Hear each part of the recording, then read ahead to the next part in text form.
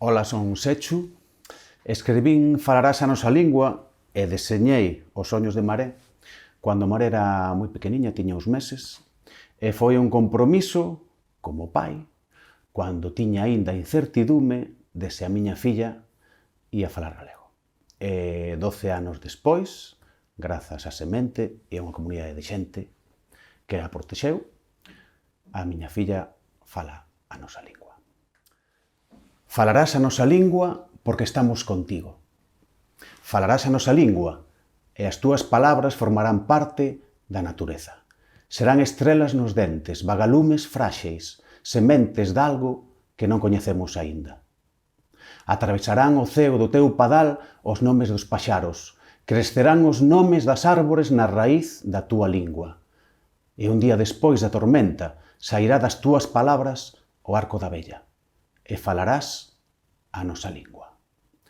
Como nese conto infantil no que ao final consegues superar os obstáculos e vencer os inimigos que queren roubarche as palabras, falarás a nosa lingua.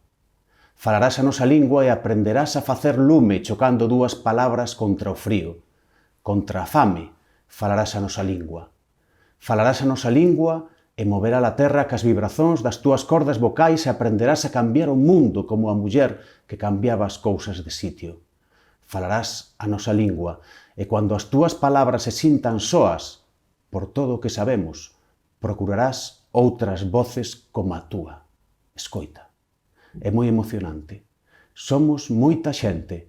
Acompáñate o teu pobo e moitos outros povos como o noso. E se o pobo defende a lingua protexe o pobo. Adiante. Falarás a nosa lingua e a música reventará as túas palabras como estalitroques nos dedos, globos de cores, cócteis molotov, bombas de palenque no ceo. E falarás a nosa lingua.